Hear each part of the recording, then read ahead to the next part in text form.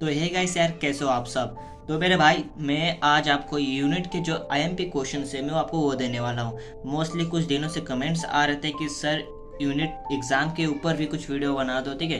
तो सेमेस्टर से रिलेटेड मैं तुम्हारे क्वेश्चन बैंक्स डाल चुका हूँ, ठीक है। पार्ट 1 में जो कि इकोनॉमिक्स का मैंने पहले अपलोड कर दिया था, तो वो जाके तुम देख लो। उसमें 1 से लेकर 5 चैप्टर तक, ठीक है, उसके मैंने आईएमपी क्वेश्चंस डाले हुए। आराम से कर लेना, कोई इशू नहीं रहेगा, उसके अंदर तुम्हें कोई प्रॉब्लम नहीं होगा, ठीक है। हाँ, अगर कोई चैप्टर मैंने ओमिट किया है उसके अंदर तो प्लीज़ मुझे कमेंट सेक्शन में बता देना, ताकि उसके इंपॉर्टेंट क्वेश्चन डाल दो।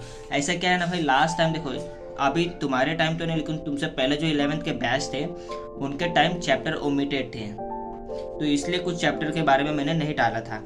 लेकिन जो मैंने पिछले इकोनॉमिक्स का डाला था उसमें तो गाइस तुमको सारे का सारे मिल जाएगा, तो टेंशन मत लेना। अब मेरे भाई, जो चैप्टर नंबर 6 है तुम्हारा पॉपुलेशन, क्लास 11th की बात कर रहा हूँ, ठीक है। यहाँ पे इंपॉर्टेंट क्वेश्चन क्या बन सकते हैं, पर इंपॉर्टेंट क्वेश्चन बताने से पहले तुमको मैं बता दूं कि जो तुम्हारे ऑब्जेक्टिव्स है, सर ऑब्जेक्टिव्स में क्या क्या कवर हो जाएंगे। ऑब्जेक्टिव में तुम्हारा choose the correct option, odd man out, ठीक है। फिर उसके बाद वो जो असर्टिनेशन रीजनिंग आता है वो कर सकते हो। गिव इकोनॉमिक टर्म, इसके इंपॉर्टेंट क्वेश्चन तुमको किधर भी नहीं मिलेंगे मेरे भाई, ठीक है, क्योंकि ऑब्जेक्टिव है, कॉन्सेप्ट पे बेस रहता है, तो तुम्हें वो आना चाहिए। बाकी भी इसमें क्या है टोटल मैं आपको बता देता हूँ, तो उसमें टेंशन मत लेना। तो यार लेकिन चैनल को सब्सक्राइब जरूर कर दो यार, प्लीज़ चैनल को सब्सक्राइब करके ग्रो करो, ठीक है। कैसे भी करके चैनल की रीच पहुंचाओ। तो देखते हैं कि identify and explain the following concept में तुमको क्या पूछा जा सकता है। तो इकोनॉमिक्स के जो चैप्टर है पॉपुलेशन, तो जाहिर सी बात है यहाँ पे पॉपुलेशन रिगार्डिंग जो क्वेश्चंस आएंगे। तो यहाँ पे जो मोस्ट इंपॉर्टेंट चैप्टर्स में से जो क्वेश्चन आते हैं नॉर्मली देखो, वो फंक्शंस और फीचर्स के बेस पे ही आते हैं, ताकि बच्चा पेपर में आराम से लिख सके। मैं यहाँ पे आपको एक बात बता दूं कि जो आप पेपर लिखोगे, चाहे आप 11th का पेपर लिखोगे या 12th का पेपर लिखोगे, उसमें जो क्वेश्चन फ्रेम होते हैं वो क्वेश्चन ऐसे बने रहते हैं कि एक एवरेज बच्चा, एक टॉपर बच्चा और एक वो बच्चा जिसका पास होना मुश्किल है, वो तीनों आराम से पासिंग मार्क्स निकाल पाए। ऐसे पेपर को देखकर क्वेश्चन फ्रेम होता है, पेपर का वेटेज डिसाइड होता है और पेपर रेडी होता है। तो ऐसे ही क्वेश्चन आते हैं मोस्टली, क्योंकि देखो जब नॉर्मली फीचर्स और कोई फंक्शन पूछेंगे तो अपने ओन सेंटेंस में बना के लिखने में बहुत ज़्यादा हेल्पफुल रहता है। तो नॉर्मली हर एक बच्चा कम से कम ये तो कर ही लेगा यार। तो इसीलिए ऐसे क्वेश्चंस को ज़्यादा तुम देखा करो और ज़्यादा इसकी प्रैक्टिस किया करो।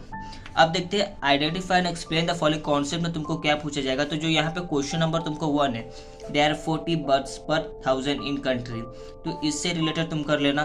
फिर उसके बाद कंट्री बी का कर लेना, और for a certain period of time ये कर लेना। ये 3 इसमें से कर लो, 4 को स्किप कर सकते हो, लेकिन अगर तुम्हारे पास टाइम इनफ है then you can go this, ठीक है। तो यहाँ पे अब देखते हैं आंसर द फॉलोइंग में। आंसर द फॉलोइंग में क्या सकता है, आंसर द फॉलोइंग में एक चीज पहले करना, ठीक है। Explain the role of human resource in economic development. Last year question आया हुआ था और काफ़ी कॉलेजेस में भी आया हुआ था।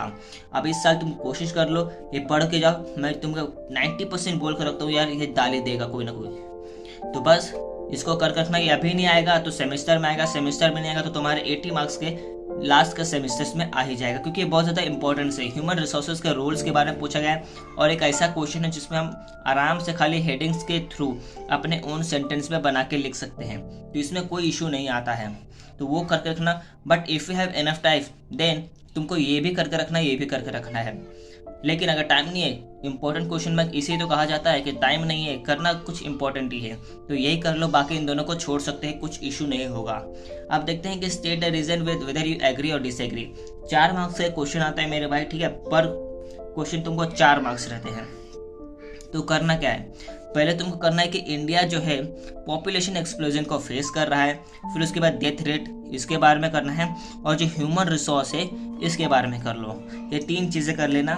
और यहाँ पे मैं आपको ये question number 6 solve the following जो है मैं रिकमेंड करूँगा। क्यों रिकमेंड करूँगा कि जो आपको इकोनॉमिक्स का पेपर है ना, उसमें जो पैसेज वाले क्वेश्चन आते हैं कई बार है ना, ऐसे स्टैटिस्टिकल डेटा दे देते हैं, और नॉर्मली इसके बेस पे क्वेश्चन पूछा जाता है कि 1971 में कितना पॉपुलेशन था, तुमको क्या लगता है कि पॉपुलेशन बढ़ रहा था, इसका क्या रीज़न है। तो ऐसे क्वेश्चन बहुत इजी रहते हैं और अटेंड करने में बहुत ज़्यादा इजी पड़ते हैं, जिससे स्कोर करना बहुत ज़्यादा आसान होता है। तो ऐसे क्वेश्चन को कभी भी छोड़ने की गलती तुम बिल्कुल भी मत करना, ठीक है। अब चलो लास्ट चैप्टर देखते हैं, जो कि चैप्टर नंबर 7 है, अनएम्प्लॉयमेंट। सर क्या आप 2 ही चैप्टर बताओगे? हाँ, मैं 2 ही चैप्टर बताऊंगा, क्योंकि अगर मैं आपको पूरा बता दूँ 6 से लेकर 10 तक, तो आप फिर वापस सेमेस्टर का टाइम मुझे बोलोगे सर वापस एक वीडियो बना दो।